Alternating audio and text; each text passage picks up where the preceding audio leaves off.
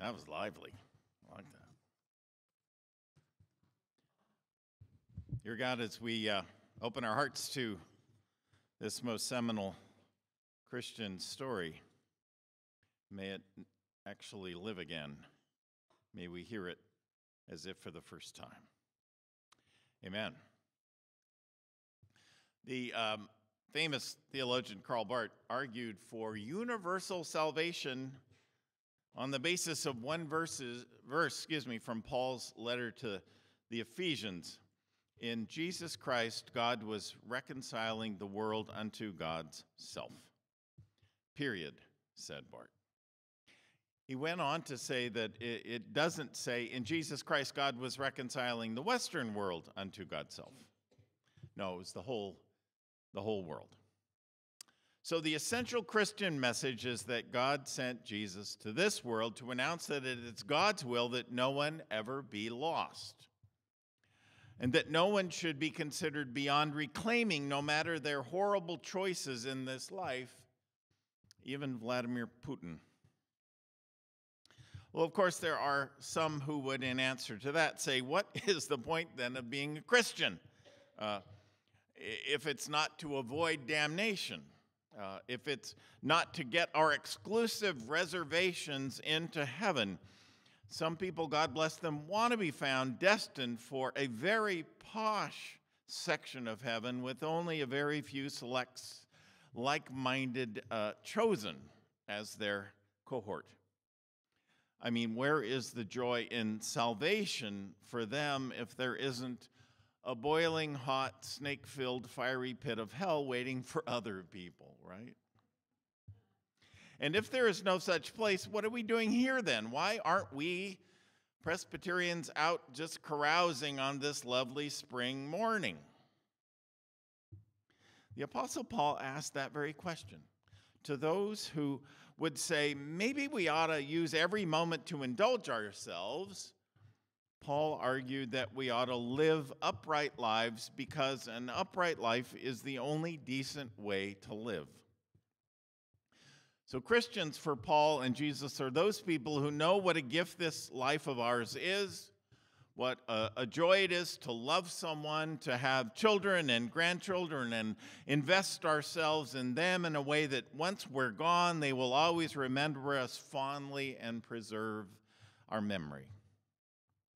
Living a good life merely to avoid damnation, then, is the silliest idea on the face of the earth. We live good lives because those are the only lives that offer lasting happiness and true inner peace.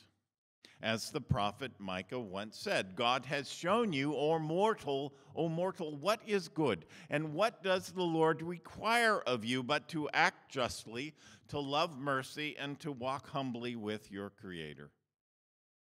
It's like that's written in our real souls, the ones that are egoless, the ones that don't want a Club Med heaven. 800 years ago, the Italian poet Dante posited that hell was not really a place of punishment. Instead, he argued that it was a place that God, in God's infinite love, offered to those who, for whatever reason, don't want to walk humbly and eternally with God. Dante argued that hell was not a place where God slaps people the right hand of God's wrath, but instead offers them the left hand of God's love, so they could have what they want for eternity. This morning, we heard the classic story of the boy who asked for his father's inheritance and then went off to a distant country, putting as much space between him and his dad as possible. And then in that far-off land, the boy lives as he pleases, and in no time at all descends to an animal state, existing on slop. He's now feeding swine because that's the only job a foreign-born worker like himself could find there. Elizabeth Bishop, in her poem A Prodigal, draws a stark portrait of this boy. She says, the floor was rotten, the sty was plastered halfway up with glass-smooth dung. The pig's eyes followed him, a cheerful stare, even to the sow that always ate her young. But sometimes, mornings after drinking bouts, the sunrise glazed the barnyard mud with red. The burning puddles seemed to reassure, and then he thought he might endure his exile yet another year or more. The farmer whom he worked for came at dark to shut the cows and horses in the barn. The pigs stuck out their little feet and snored. Carrying a bucket along a slimy board, it took him a long time finally to make up his mind to go home. Well, the prodigal eventually has this great psychological insight that comes right out of the mouth of Jesus. While he's feeding the refuse from the farmer's kitchen to the pigs, it says that boy finally came to himself. "I'm not a pig," he must have said internally. Well, all that to lead up to this marvelous word of encouragement from Father Richard Rohr for just such people as this prodigal boy. When you can trust, Richard Rohr says, when you can trust that there is a part of you that has always said yes to God. That's the part the prodigal son woke up to when he came to himself. When you can trust there is a part of you that has always said yes to God, that you can trust your soul even if you've gone down a lot of dead ends. Even those dead ends will be turned around. That's the providence of God. Trust that even your dead ends, your mistakes, your sins were still just misguided attempts to find love. Don't hate yourself. Just be honest with yourself. Even your sexual forays, your drug problems, your alcoholism, they were all just misguided attempts to find the great love. Your heart of hearts says, I know the foundation of reality is love. It's written in your soul. You came forth from it. Religion reminds us of what we've all forgotten and what our soul actually already knows. When we see God, finally, it will not be a new discovery at all. It will be a profound recognition of that heart and soul of yourself that is already in union with God and has always been in that union. So, meanwhile, the Father waited for the Son. Through all the days and nights of the Son's absence, the Father waited. Years ago, there was a somewhat famous sermon in which the preacher argued that the most wonderful word in the Bible was the word until. The preacher based this assertion on the use of that word in all the parables Jesus tells about lost things. When his pietistic critics charged that Jesus was unworthy of having a following because he sat at table with sinners and even ate with them, he told them a string of stories about things that had been lost and then found. There was the one about the lost sheep, and then the one about the lost coin, and finally the one about the lost boy. And in each of these stories, Jesus said that the shepherd searched until he found his lost sheep. The woman searched until she found her lost coin. And finally, the father waited until his lost son came home. The late New Testament professor Ken Bailey, who lived in Israel for decades, lets us know what's at stake for the father and son in this story, which Dr. Bailey sees through Palestinian eyes. He says that for the young man in Jesus' day to ask his father for his inheritance, as the son does, is to acknowledge his wish that his father would be dead. That's how the father would interpret the request. So for the father to go ahead and offer the boy money in response to such an unspeakable request is anything but customary. Not customary, but, let me add, not totally unlikely either. I mean, let's admit it. relationships between fathers and sons are complex. Shakespeare knew this when he wrote Hamlet, and Arthur Miller knew it when he wrote Death of a Salesman. Such relationships are crazy complicated. Listen to this contemporary story of a grown son and his father who happens to go to a fundamentalist Christian church. The boy is telling his own story here. He says, well, he's 40 years old. My mother explains that she didn't intend to show my father the pictures of my new tattoos.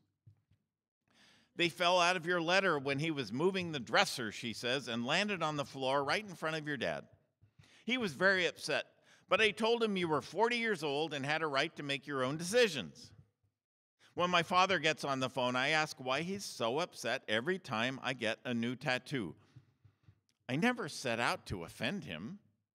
He tells me that God is the most important thing in his life and that my tattoos don't fit with his religious beliefs. I feel I've failed somehow, he says, by not passing on the importance of God and church to you. I'm stunned. Although my beliefs and practices are quite different from my father's, I've always felt that he gave me a strong spiritual foundation. Dad, I say, I don't go to church because your religion condemns me for being a gay man. What's that got to do with my tattoos? You can't help being gay, my father replies, but you can control whether or not you get a tattoo. That can make your head spin. So anyway, look at how this plays out in our parable. The prodigal son takes the money and squanders it quickly. He hangs tight in the mess he's made for himself until things get really dire, and then the only option left to him, he posits, is to go home.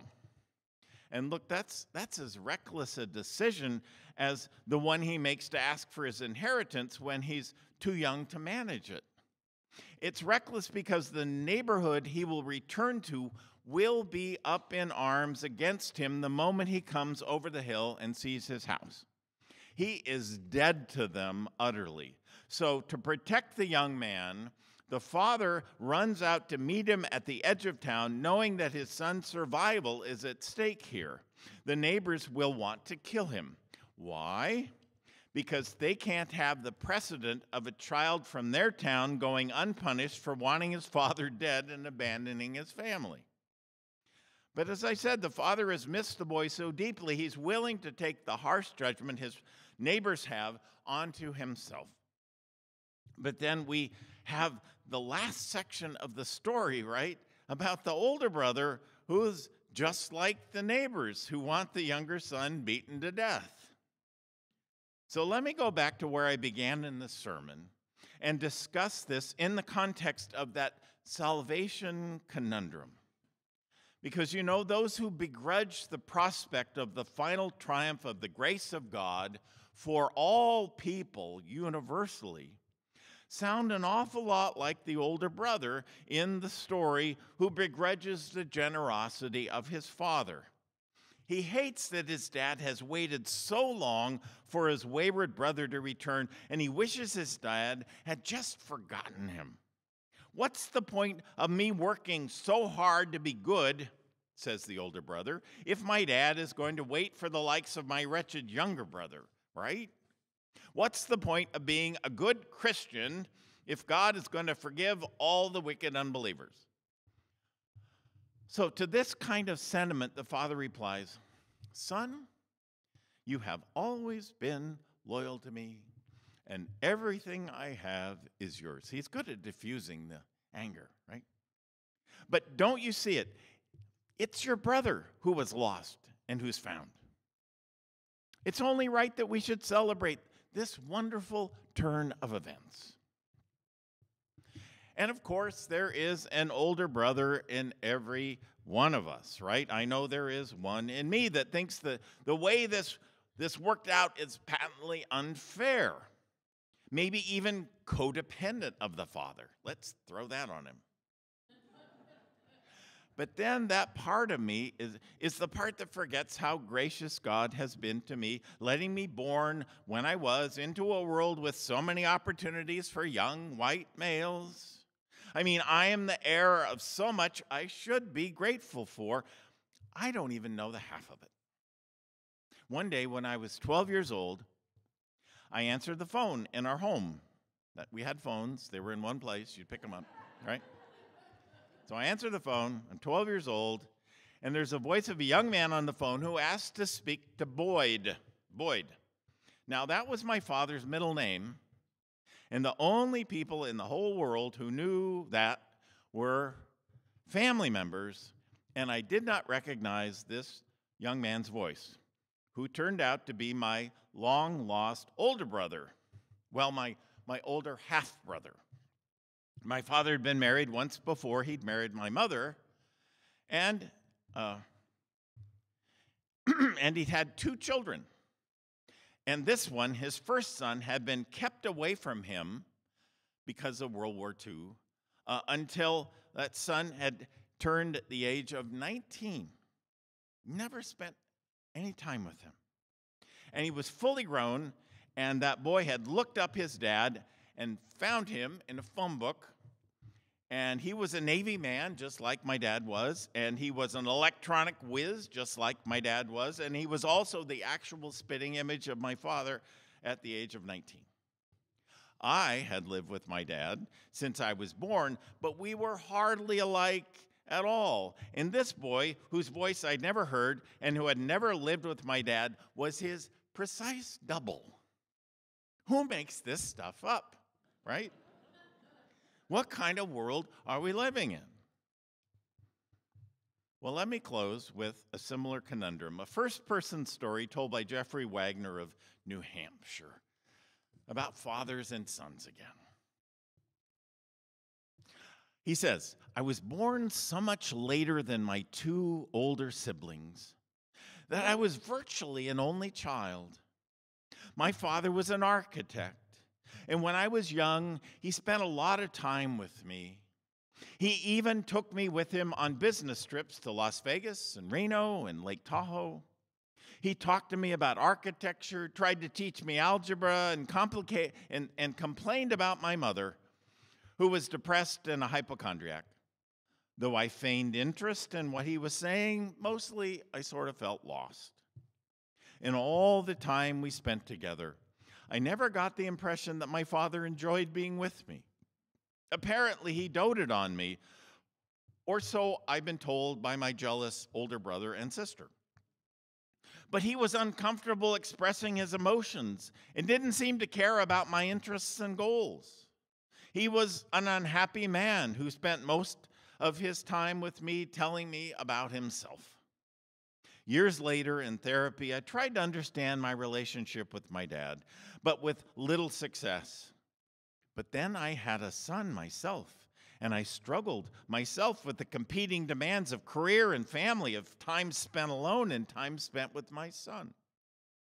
Like my father, I wanted to tell my son about my world, though I knew he wouldn't understand. And after my mother died, we twice brought my father east to visit us.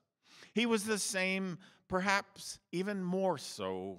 He told stories I'd heard hundreds of times, talked about himself, and was uninterested in what I was doing, how my life was going, and even what his grandson was like. Driving him to the airport at the end of his last visit, I began to talk openly and was soon on the verge of tears. I explained that until I had my son Daniel, I'd never realized how much my father, had to juggle, and how hard it must have been sometimes. I could hardly speak. Dad, I just want to say that I appreciate everything you did for me. I concluded with the words, I love you. My father looked out the window at the Boston skyline in the distance and said, I've always liked the Hancock building better than the Prudential. I never saw him again. He died 9 months later. Afterward, my sister told me that he'd been quite moved by what I had said.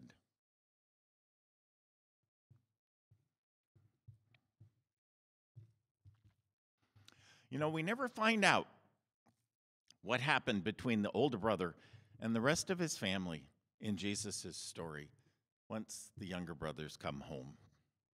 Jesus doesn't say if they came to an understanding, or if, when the younger son was welcomed home, it meant the older one and his father became estranged for life, which sometimes happens. Jesus left the story right there, without that ending, without any ending, because the ending isn't important. I mean, it's a fictional story, right?